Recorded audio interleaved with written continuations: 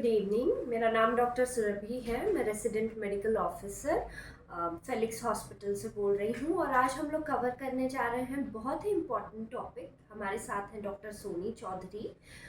हम लोग आज डिस्कस करने वाले हैं हियरिंग लॉस के बारे में कि क्या और क्यों होता है और क्या एहतियात हम बरत सकते हैं ऐसे केसेस में। तो welcome to our web page. और ma'am, I would really like to know कि आखिर हियरिंग लॉस होता क्यों है और क्या है ये।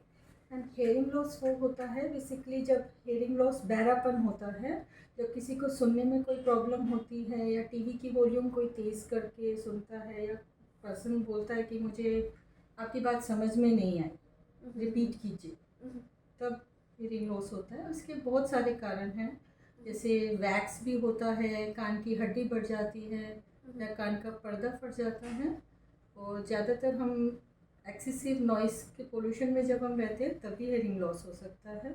मैम, एज्ड लोगों में भी काफ़ी देखा गया है कि हियरिंग लॉस के इशू हुए हैं, तो क्या कारण हो सकते हैं? मोस्टली एडल्टली पीपल्स में ही ये सबसे ज़्यादा देखने को मिलता है। ये ड्यू टू नर्व्स की वीकनेस के कारण होता है। ओल्ड एल्डरली पीपल्स में नर्व की वीकनेस की वजह से ही होता है। धीरे धीरे हमारी ऑडिटरी नर्व जो होती है वो वीक होने लग जाती है, जिसकी वजह से हमको प्रॉब्लम होती है। और हियरिंग लॉस के मेनली क्या कारण हो सकते हैं? मेनली कारण बेसिकली मैं वही बोल रही हूँ, लाइक हमारे 2-3 पार्ट होते हैं ईयर्स के, outer ear, middle ear and inner ear. हाँ जी। आउटर ईयर और मिडिल ईयर में प्रॉब्लम अगर होती है लाइक वैक्स, जब एक्सेसिव वैक्स ज़्यादा होता है या कान का हमारा पर्दा जो टिम्पैनिक मेम्ब्रेन होता है वो फट जाता है या कान की हड्डी बढ़ जाती है, उसकी वजह से होता है ये।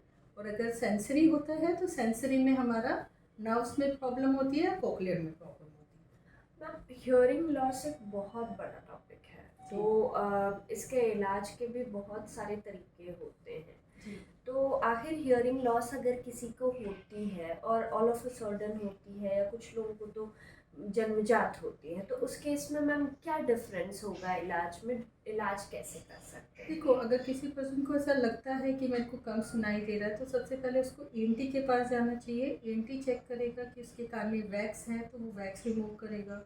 अगर पर्दे में कोई प्रॉब्लम है तो पहले उसको मेडिसिन दी जाती है और फिर मेडिसिन से भी कवर नहीं होता तो सर्जरी के लिए जाना पड़ता है। हाँ जी। और अगर उसको सेंसरी पैथोलॉजी है तो सेंसरी पैथोलॉजी में हियरिंग एड की उसको आवश्यकता होती है, जो जिससे वो अपनी नॉर्मल लाइफ दोबारा मतलब उसको सुनाई दे सकता है। ठीक है मैम। मैम, कॉक्लियर इम्प्लांट बहुत सारे हैं मार्केट में, तो बेसिकली कॉक्लियर इम्प्लांट हम लोग कब यूज़ करते हैं? कॉक्लियर इम्प्लांट एक सर्जरी होती है जो बेसिकली सबसे पहले न्यूबॉर्न में होती है, जिनको कंजेनाइटल, जो मतलब बच्चा जब पेट में ही पेट में ही होता है, उसके बाद उसको जब वो बोर्न होता है तो उसको सुना मतलब वो फर्स्ट क्राई नहीं आता है, जो बच्चे को पहले फर्स्ट क्राई होता है। तो हम नेशनल लेवल पे एक सारे हॉस्पिटल में एक टेस्ट होता है, हियरिंग स्क्रीनिंग टेस्ट, जो बेबीज़ में होता है। नॉर्मली हमारे फेलिक्स हॉस्पिटल में भी होता है ओई।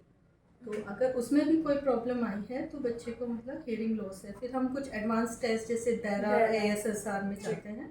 अगर उसको कोई प्रॉब्लम है तो कोक्लियर इम्प्लांट में जाना होता है। इसके लिए जितनी जल्दी हम उस कोक्लियर इम्प्लांट में जाएंगे, उस सर्जरी को कराएंगे, उतना अच्छा है, वरना बच्चे की लैंग्वेज और स्पीच पे फ़र्क पड़ता है।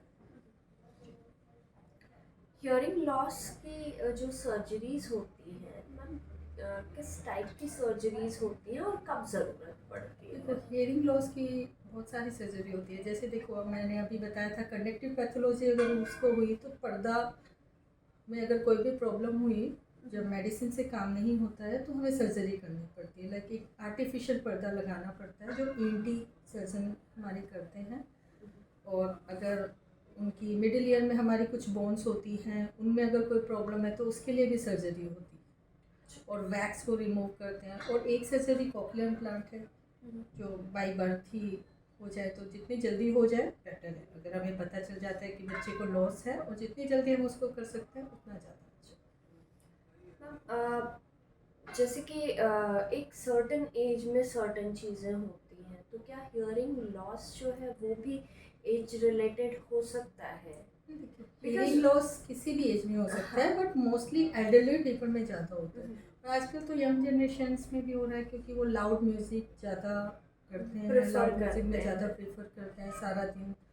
और हो सकता है वो मतलब मोस्टली ये एल्डरली पीपल में होता है। मैम हियरिंग लॉस से बचने के लिए हम लोग क्या चीज़ें कर सकते हैं? प्रिवेंटिव मेजर्स आप अपने साइड से क्या बताना चाहेंगे? कि अपना हमें हेल्दी लाइफस्टाइल रखना चाहिए। वॉल्यूम जो हमारा जो 60 dB है फॉर 60 आवर्स, 60 मिनट्स के लिए हमें बिल्कुल भी वो नहीं, लाउड म्यूज़िक नहीं सुनना चाहिए। ठीक है। और योगा मेडिटेशन करते रहना चाहिए बेसिकली। ठीक है। और कान में हमारे ईयरबड्स वगैरह यूज़ नहीं करने चाहिए। Thank you so much ma'am, Thank you. आपने बहुत इंपॉर्टेंट इन्फॉर्मेशन हमें दी। And please do like subscribe our page for further information. आप इंक्वायरीज डाल सकते हैं, क्वेश्चंस जो भी हों वो डाल सकते हैं। और ma'am audiologist and speech therapist हैं, तो if there is any kind of consultation तो आप हमारे हॉस्पिटल में ऑलवेज कंसल्ट कर सकते हैं मैम की ओपीडी आवर्स के टाइमिंग में। Thank you so much, ma'am. Thank you.